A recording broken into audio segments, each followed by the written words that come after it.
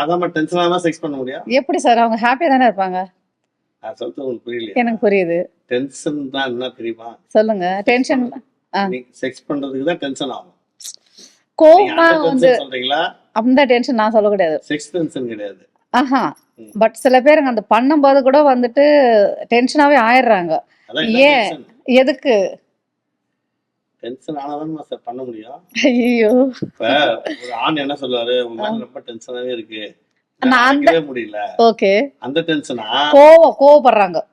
கோவமா? ஆமா, கோவமா இருக்காங்க. அந்த டைம் கோவம் யாருக்கு வராது. இல்லையே, எனக்கு 2-3 பேர் கமெண்ட்லயும் கேட்டாங்க. நெக்ஸ்ட் ஷோல வந்து சகனா அந்த கேள்வி கேட்டு எங்களுக்கு சொல்லுங்க அப்படின்னு சொல்லிட்டு. அதாவது நான் ஒரு விஷயம் சொல்லட்டுமா? சொல்லுங்க சார். நல்ல அழகான பெண்.